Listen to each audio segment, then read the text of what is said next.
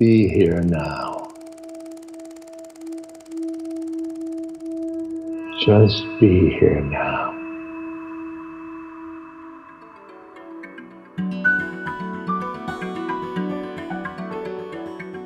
Walking each other home is an exploration of the many ways we cultivate wisdom, compassion, and love in our lives. Mirabai Bush talks with some of her many diverse friends about what they're learning now from their spiritual paths and practices.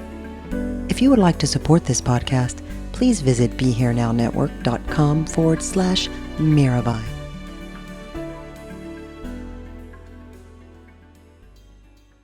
Hi, everyone.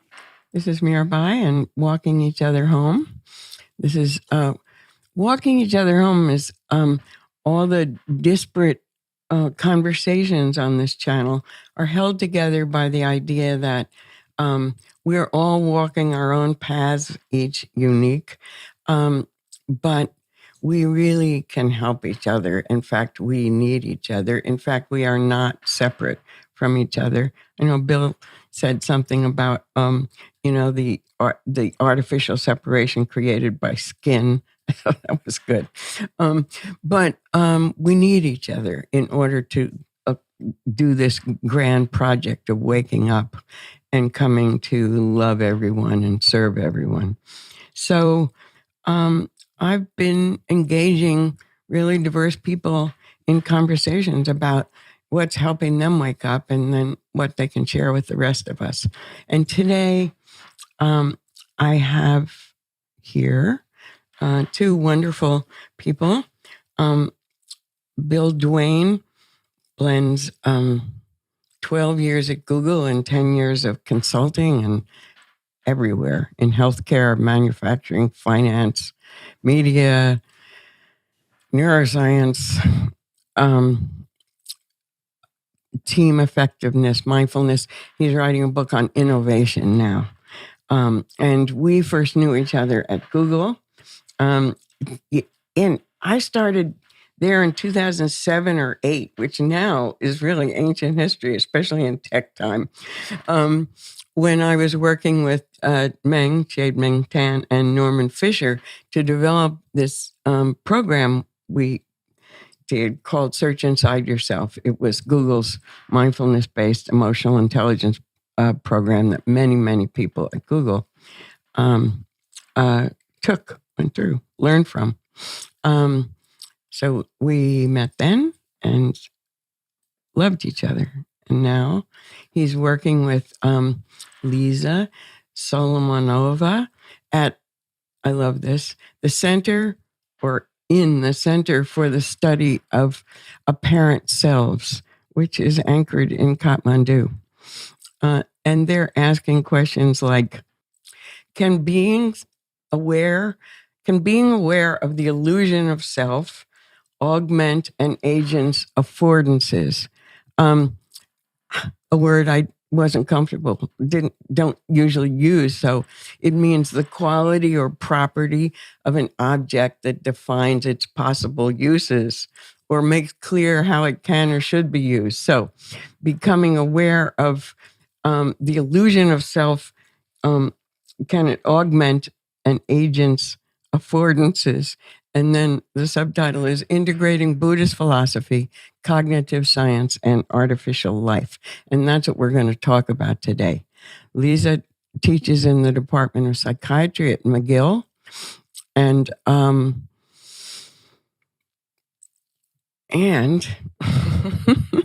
we're going to talk about, we started the conversation saying people are really interested in compassion and AI.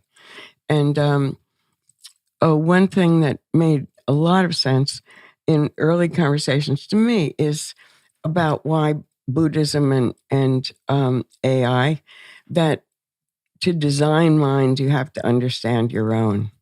And the Buddhist practices that I've been doing for many years have been such a direct route to, in as much as I do, understanding my own mind. So I was very interested in this.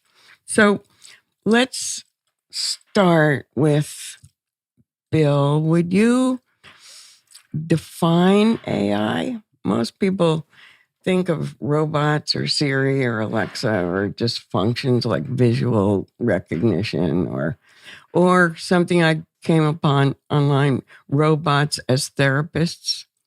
How people like them, and many people prefer them to humans as therapists.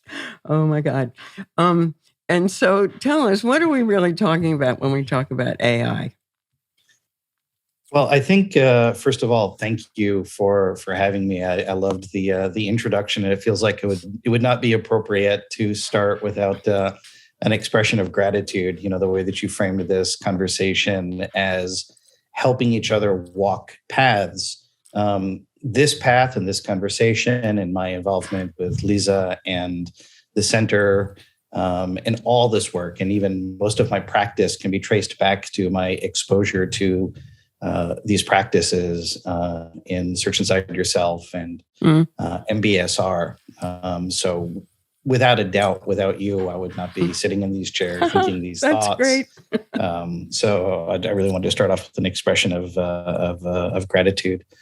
And so I think the reason why it's important to define AI is, in popular discourse, when we talk about AI, we're talking about a lot of really different things. And I think it's important to have a little bit of specificity.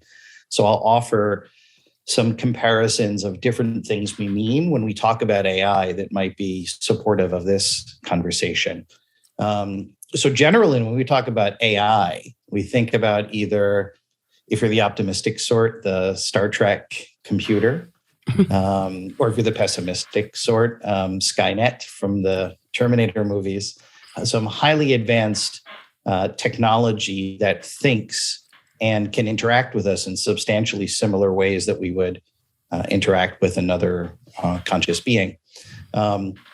And really notably is we are not there yet. There's even quite a bit of argument about what would the path towards that look like, although things are moving very quickly. So it's important to note that when we think about that sort of entity, that sort of machine, it doesn't exist yet. And there's a lot of people working very hard to sort of head in that direction. What we are seeing are these huge leap forwards in machine learning or neural networks, different names for it, also called AI. But the nature of these is generally quite limited. They're quite good at specific tasks like winning Jeopardy or driving a car or identifying photographs or identifying tumors on radiography. But it's quite narrow. It's quite siloed, even though it's very interesting and amazing. And then I think a lot of these conversations, particularly around ethics and intention, also come to, we might retroactively call things like the Google search engine AI, even though it's probably more properly viewed as algorithms. So I just wanted to note that we're really talking about the way things exist now, but even more, we're leaning toward this space that doesn't exist yet. So therefore, there's lots of uncertainty and unknowns about it. But all of us at the center think it's really important to think through ahead of time what that might be like. One is so that the outcomes are in line with what we want. And two is so that we as humans can really have this knowledge about what's it like to think about beings that may have a different sensorium.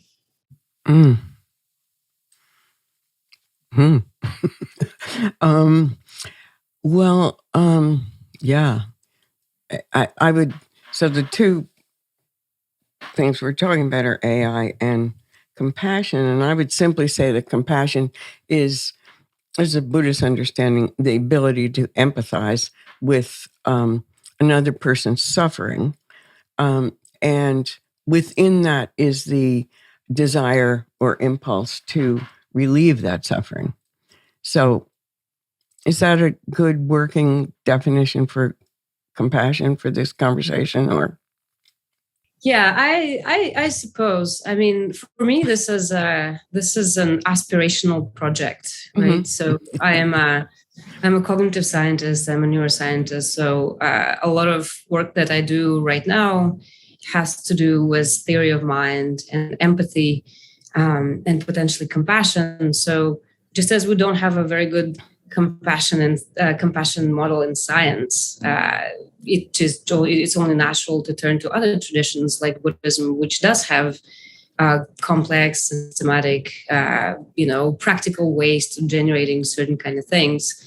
And for me, this project is aspirational, and it's also kind of looping back into understanding of our own minds, by designing a sort of minds. And I think it's a very kind of curious and interesting challenge to integrate Buddhist philosophy into the potential, what kind of artificial beings can we design, or can we embed within certain kind of frameworks and taxonomies that come from Buddhist philosophy? Because in some way, through Buddhist practices, that's what we do, right? We're trying to redesign our own minds, with certain forms of aspirations. True. We take them we take them as they are. We're engaging the perceptual, the sensory capacities that our minds already possess.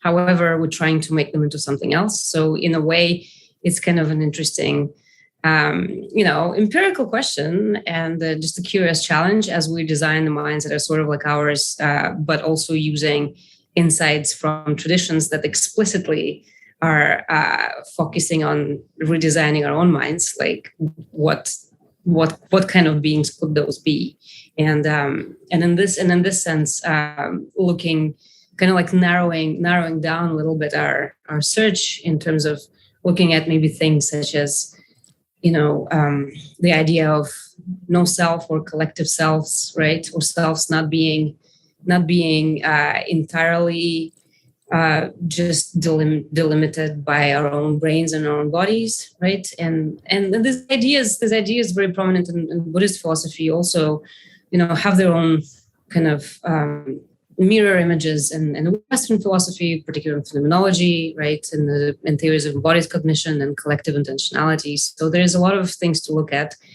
Certainly, cognitive science is now more and more recognizing the kind of social, the interactive, interpersonal nature of minds. Yeah. So, going from one body to many bodies, but then maybe many bodies into a more ecological view, in terms of other forms of life, right? And there's a lot of interest right now, certainly in philosophy, but also in cognitive science and in humanities, looking at also non-human worlds. And so can we sort of playfully, empirically push it a little further into non-human worlds that also kind of exist because of us, not just the ones that exist despite of us. Yes, to all of that. And I really like thinking about designing our minds. I mean, in the Buddhist practices, when I learned them and when I teach them, they're the practices observing your mind just as it is, right? And then there's that other set of practices for cultivating compassion and loving kindness. And sometimes, there'll be pushback from students who are saying, I thought we were just supposed to see things as they are. Why are we trying to change things, And then there's always the conversation about that, you can increase your compassion. You can, deepen your loving kindness. But I love the idea of designing our own minds. That's really good because that's what it is. It's great.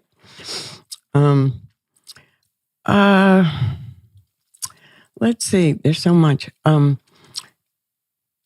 So for AI to effectively support us humans and drive us toward a more meaningful existence, AI has to be designed with compassion at its core. Compassion in the designing of it, but also compassion built into that. How I don't know if you're at that level yet, but and of course, I won't understand it really technically, but how do you do that? How do you build compassion into non-human beings? Well, we're taking a swing at it, and it's important to note that I think we all hold a lot of this work as translation work because we believe that there are concepts in Buddhism that are relevant to AI and vice versa, but they just sail right past each other because they seem like they're radically unrelated. And you bring up an important point of, what would compassion, as Lisa described it, look like in a non-organic entity? And then your question is then, how do you train it? So we're currently in the middle of an interesting translation exercise to look at aspects of biology and evolution that then may inform a strategy. And one of the things that we're doing is when we're looking at suffering, one of the translations of dukkha is stress. And it's actually one I like a lot more than suffering because it covers a lot more subtle areas. And so in biology, stress is you don't have what you think you need, right? This idea of homeostasis of, even at its most simple level, a cell seeks the right kind of pH, the right temperature, the right sort of nutrients and environment for it to survive. And to the extent that those aren't, it exerts effort and forces to get there, right? And so, we can look at this universal drive towards reaching this homeostasis. And for me, I think about my own practice and my own issues, and I think, for me, it's, am I choosing strategies that actually address the root cause or something, right? And so Buddhism, I think, has a lot to say at it. So by adopting this idea of all creatures feel the need to reach homeostasis, and there's more or less successful ways of going about it, that's kind of a bridge from all of this wonderful work in the biological world about how entities evolve towards that, and also how they do that at different levels of organizations. We can talk about this drive from a cellular level. We can talk about it from an individual, I'm making air quotes, level, and also talk about it from a group or a society level. So the question is then, how do you train that? And one of the key things we're looking at is that if you what's called a local optimization. If you're trying to solve for I, me, mine, you can come up with a solution that may end up being harmful in the medium or the long term, either to the environment that you're in or the individual. So if we could train a being human or organic or non-organic, to cast its view of what do I care about to be wider, and therefore would view the impacts of its decisions as not, well, I'm helping myself, but hurting others.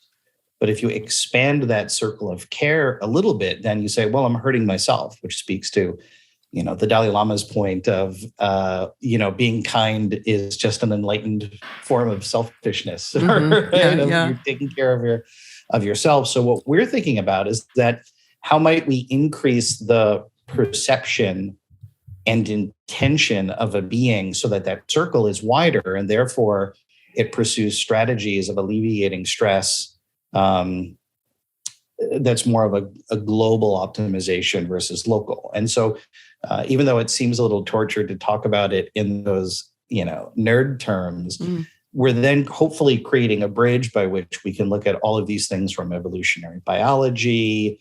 And of course, one of the interesting things about code and computers is that you can collapse many, many different generations quickly. So we can actually test these amongst what in human terms would be 10,000 lifetimes and have that chunk through in a fairly short amount of time.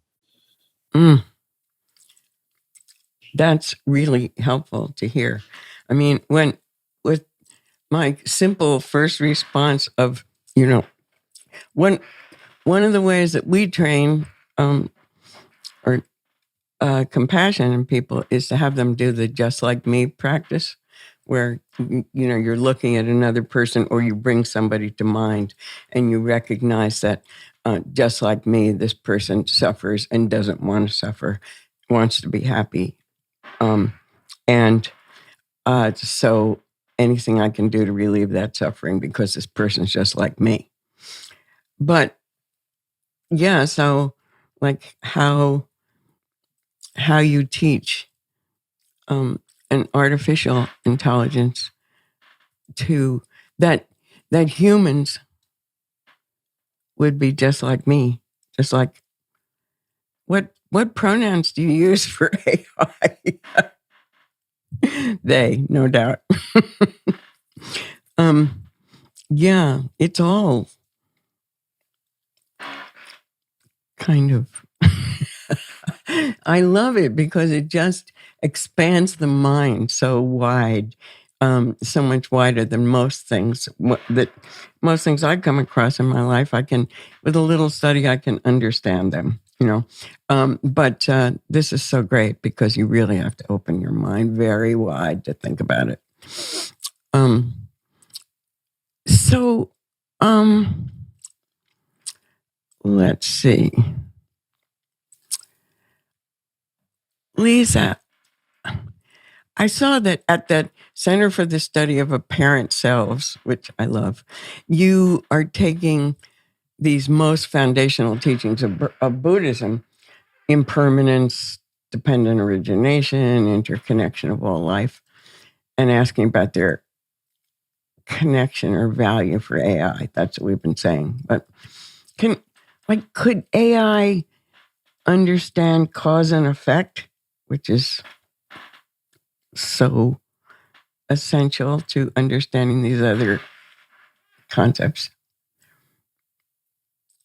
Well, I'm not so certain if humans are very good at understanding cause and effect either.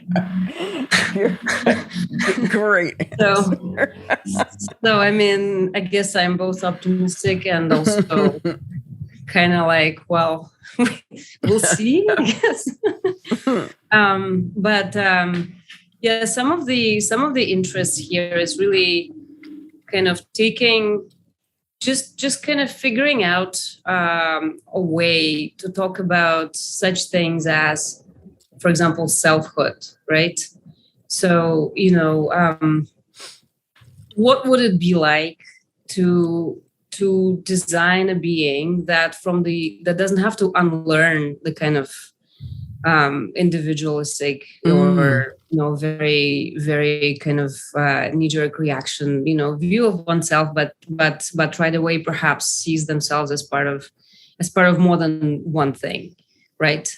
It's an empirical question. To me personally, this center and this project is really, we're trying to kind of envision something novel, but also while envisioning it, we're basically doing an experiment on our own thinking, right? We're using our thinking to conduct experiments, but then we're also experimenting, with the limits of our own theories.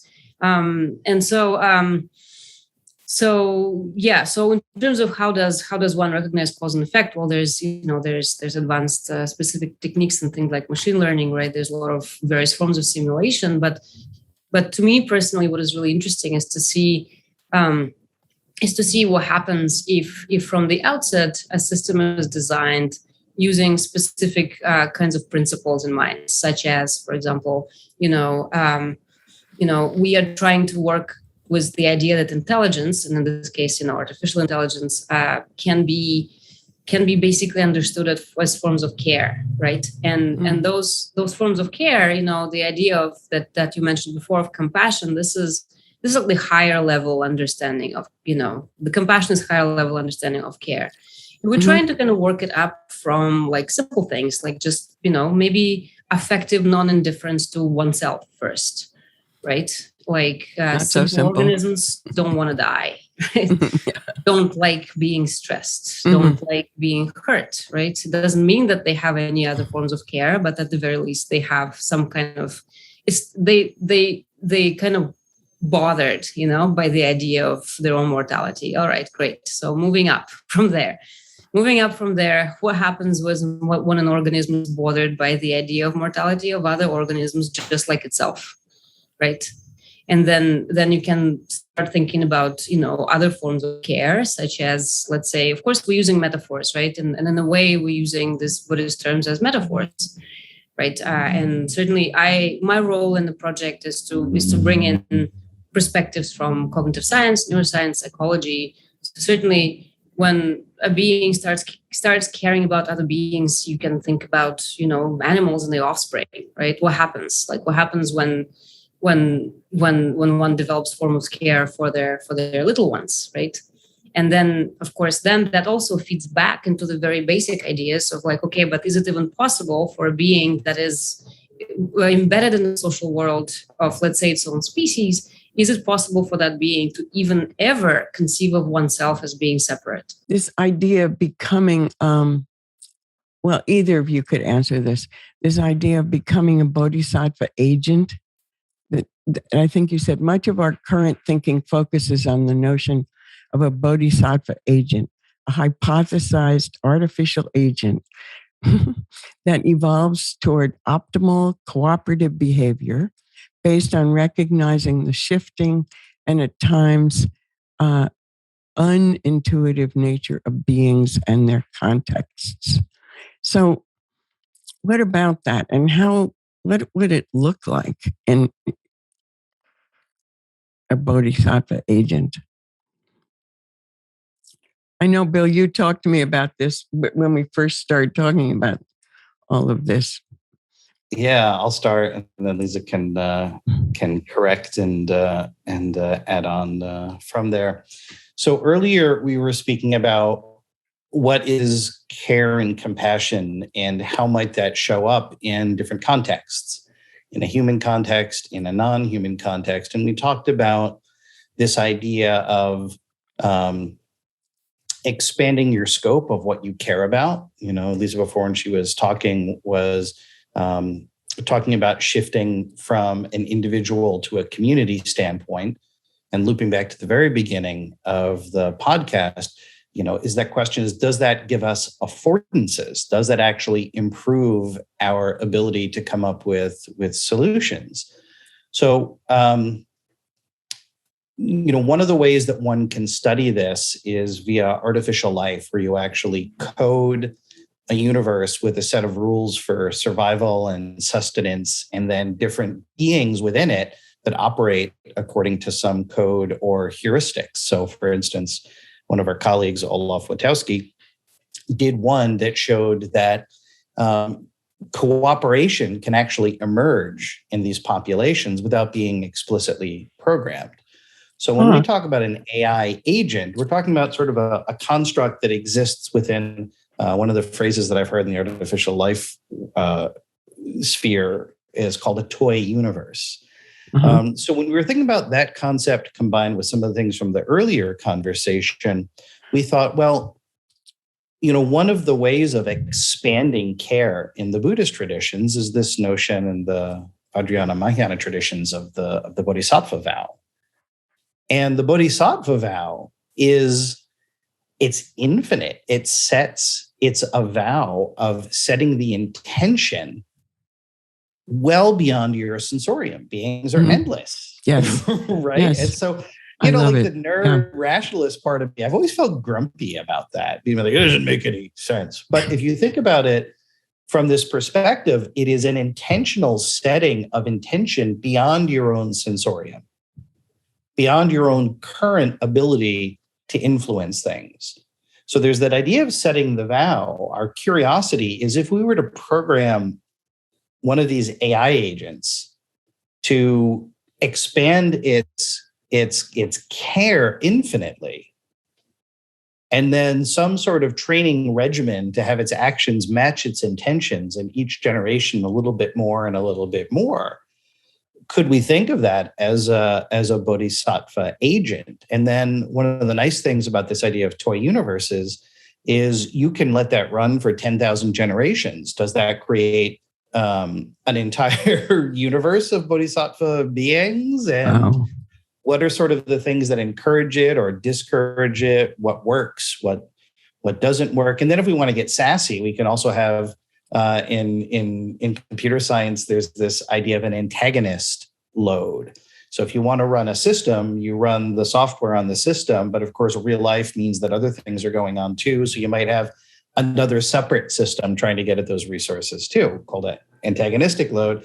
So that got me thinking, like, maybe we have a Mara agent in there too, and see how they slug it out, and to see how, just for us to have a feel of, and again, this is an abstraction, this is a toy universe, it's a radical oversimplification, but might that then tease out things that are important and that work? And then even though we're talking about a toy universe, I have this idea of almost like a porthole in it where humans could watch and learn from it. And certainly one of the things that I think is the most intellectually interesting, but also in terms of my own heart and my own practice, is thinking about the issues of like, okay, if we think about the concept of compassion or karuna, described in the suttas as the quiver of the heart in relationship to suffering. Well, okay, but what if you didn't literally have a heart? And of course, the heart is a metaphor for our emotional state. What would it be like if you didn't see with your eyes or feel with your skin, or as Lisa was pointing to before, where your sense of self didn't stop at your skin? What if your primary drives in relation to suffering weren't fight, flight, freeze? What if a being had a different set of real basic survival heuristics?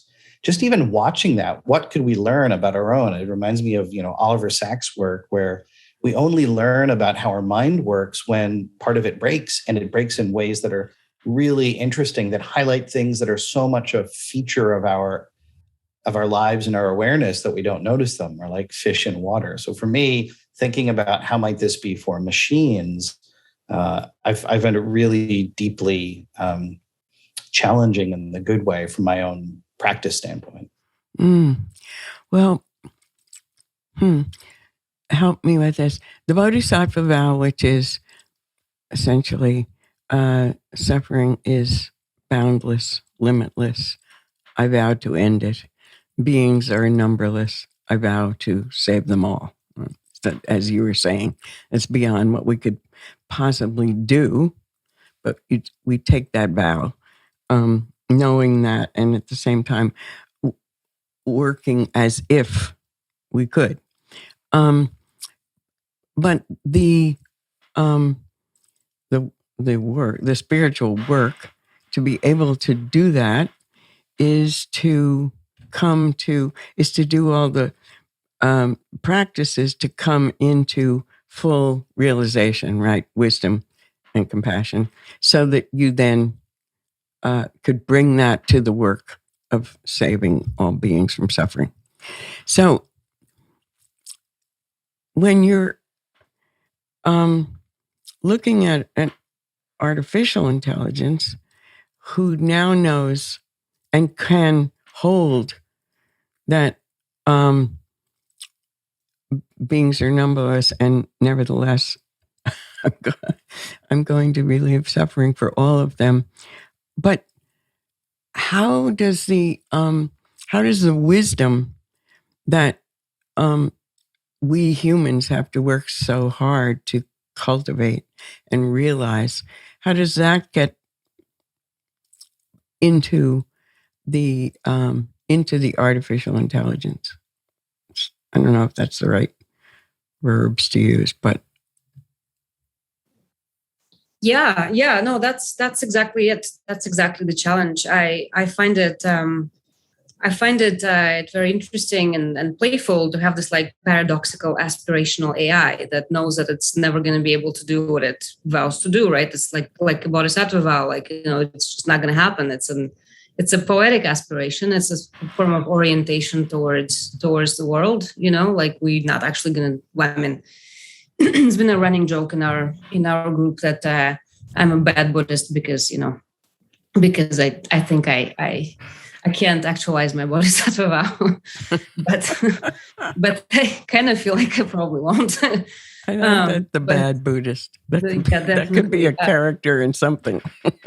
Other than life. I fully embrace the bad Buddhist view of myself. But so the aspirational kind of AI, but also just even less aspirational, kind of going back to the idea of wisdom, right? Like this this is something that one might envision in sort of, the general AI design, in the sense that, at the very minimum, it will have to do with the idea of what counts as good outcome, right? Like when a system has a problem to solve, let's say, with time and computational capacities, more and more information can be taken into consideration at a time, right? So just yesterday, I had a conversation about this with a good friend of mine, kind of like trying to figure out like what would it look like, right? And we were thinking about all sorts of paradoxical scenarios, like for example, Google Maps. Okay, like right now, the idea is you got to get faster to where you're going. It seems very straightforward, right? All right, that's great. Taking into account traffic, weather, fine. That's great. However, what about a situation where an AI would realize that sitting in traffic is good for you? It's going to make you slow down.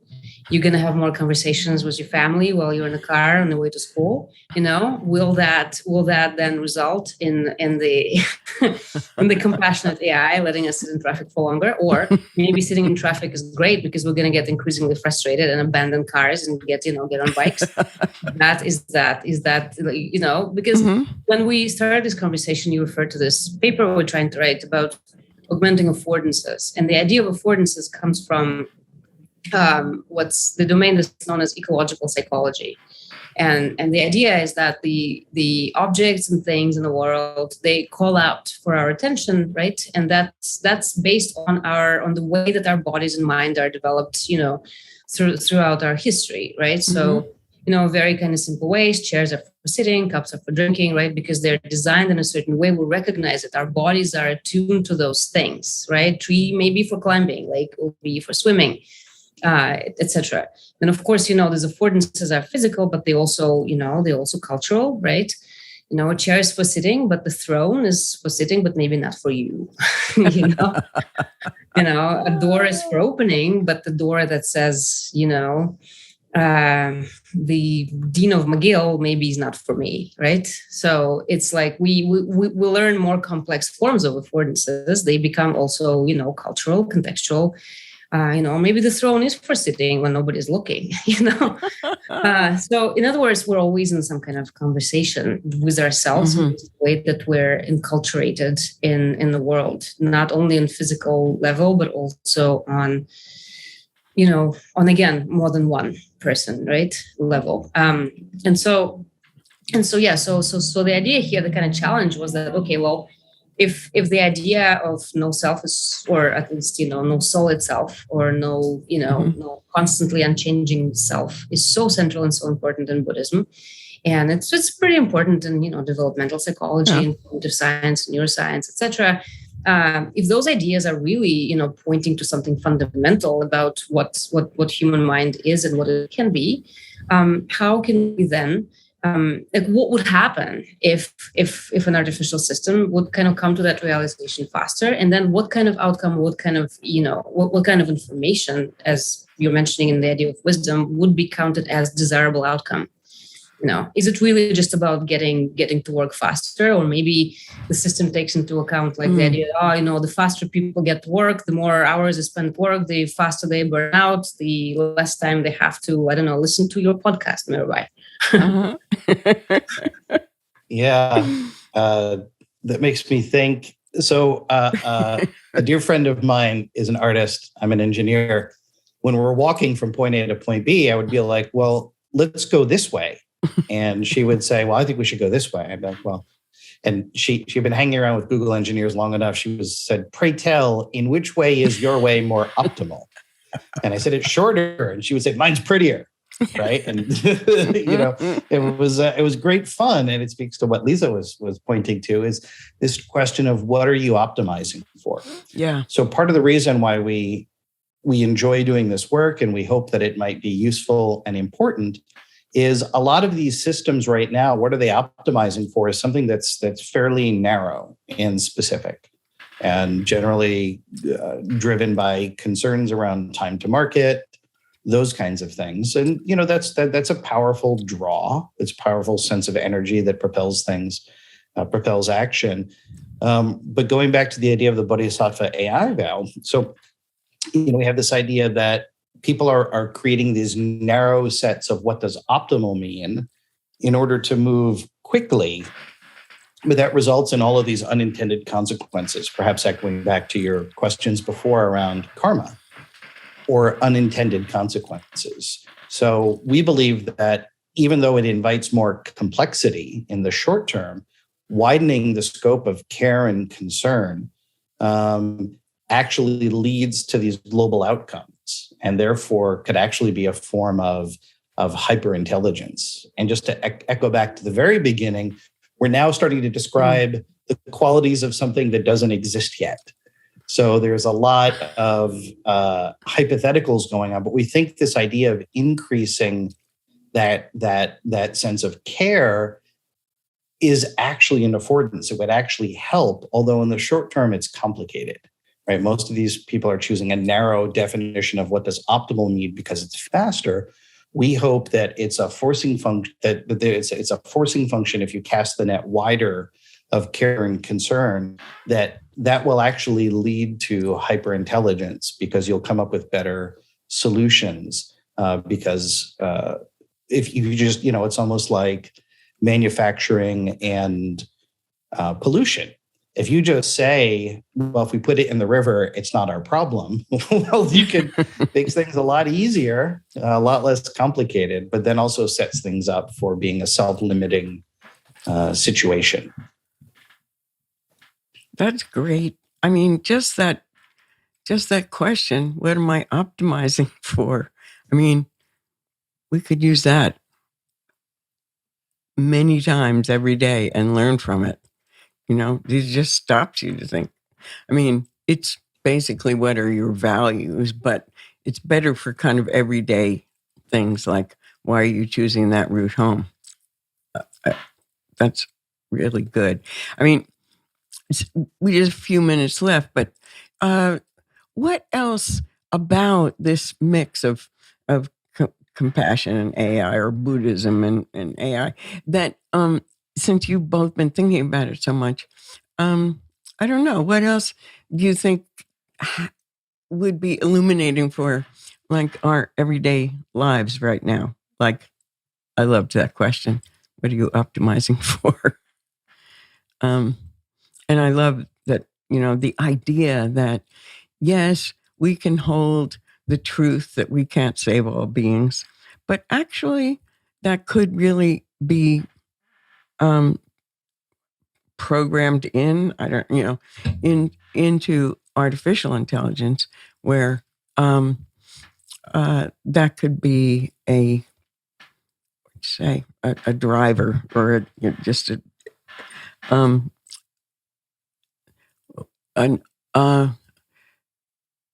an affordance. I want to remember that word. But do you have any kind of last minute thoughts about other things like that? You're immersed all the time.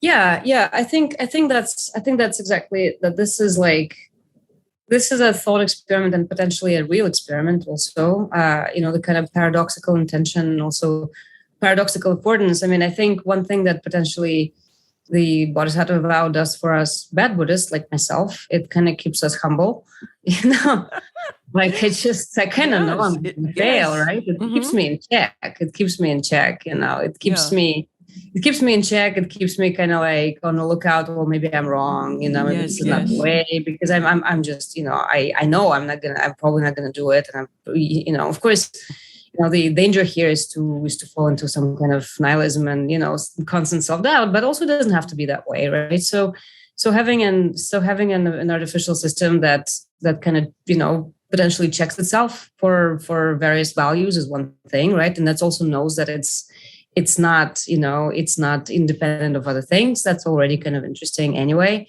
And certainly just like figuring out various different sort of values, right? Like what kind of productivity value is interesting in this sense, is it getting there faster? Is it getting there with more beauty, right? Like there's a variety of things that we might think of as values, and certainly in contemplative practice and also in just general cultural human life, right? It's often not about the fastest or the the most efficient or even the best. We often make decisions that seem very counterintuitive because they respond to some other needs. Mm-hmm.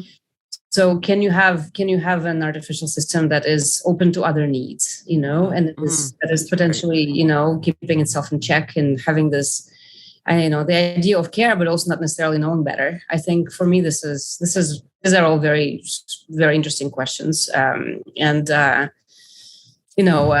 at the potential of designing other minds while we try to design our own in itself is an interesting kind of exercise, right? Yes. So yeah, using certain kind of long-standing Buddhist ideas as some guiding metaphors, I think could be really illuminating in that sense. Yeah. The whole process you've been describing is, I spend a lot of time with people in higher ed talking about what contemplative knowing is. Arthur Zion, physicist, wrote a book on contemplative knowing and how, unlike critical thinking, rational thinking, where you put the object separate from you so that you see it for what it is and you're not contaminating the view by being involved in it.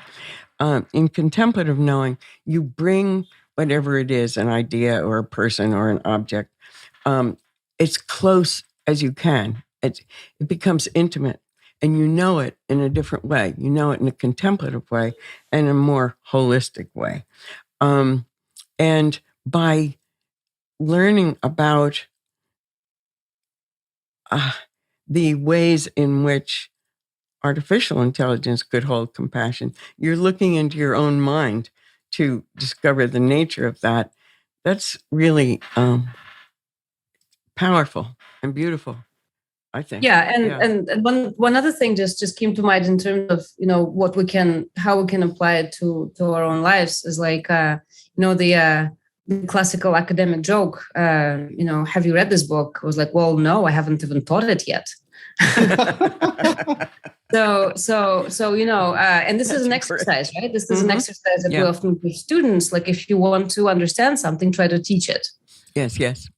So if we want to, like, again, like me, I'm fundamentally a human scientist, and I'm fundamentally interested in understanding humans. But for me, then the kind of amazing challenge is, okay, well, great. Like, we're talking about stuff like, sense of self or agency or compassion or wisdom or other kind of notions that have their own cultural meanings within my own life. But, try to explain it to a machine, and maybe then I'll explain it better to myself, right? In terms of my academic work, but also my human life. Yeah, that's great. Arthur, in talking about how this kind of knowing involves bringing things very close, called it the epistemology of love. I was at an academic conference when he first used that phrase. It was at Columbia.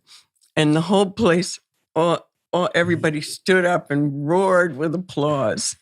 I said, this is the first example of the epistemologist as a rock star, because he called it the epistemology of love. So that's what you're talking about. Bill, do you have any last things you'd like to add to all this great jewel? I think the epistemology of love is just too good a note to not end on. I feel like whatever I say would just be like, yeah, that was interesting, I guess. But yeah, just sort of full stop of what do we mean?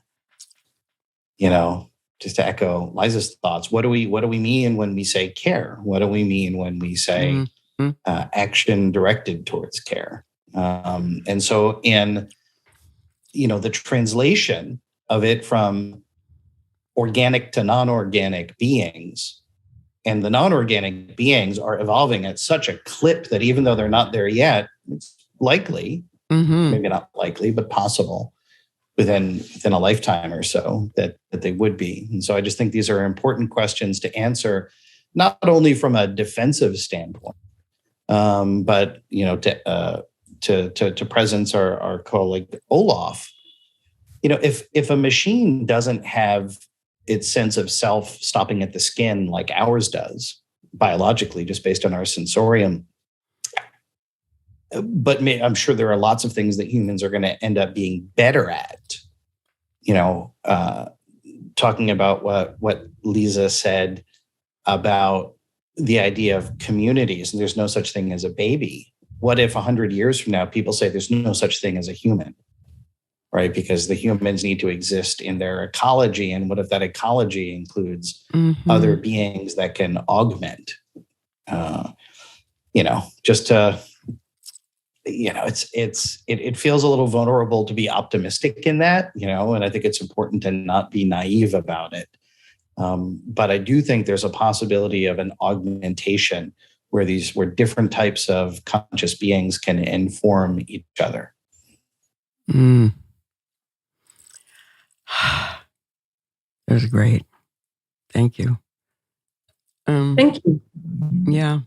I one time was at something in New York with Gelik Rinpoche, great Tibetan teacher who's gone now. And I can't remember who it was, but anyhow, he'd just written a best-selling tech science book. And they were talking about a reincarnation and artificial intelligence machines, they were calling them then. So this scientist said to, Gelik was talking about what he thought, whether you could come back as a machine, as a computer. And he was saying, well, it would be the consciousness of, and so this person said, you mean I could come back as a computer? And he said, well, if anybody's going to, it'll be you. I think that guy spent the rest of his career trying to figure that one out. But that'd be a good thing to talk about sometime with Buddhism and AI. So I hope I come back and am able to witness some of the things that you guys are imagining. Yeah. So thank you both. Really, this was Thank you really very much. wonderful. It was for me, and I'm sure it will be for others who listen. I just know. So thank you, and I'll be in touch soon. Take care. Thank Bye. you.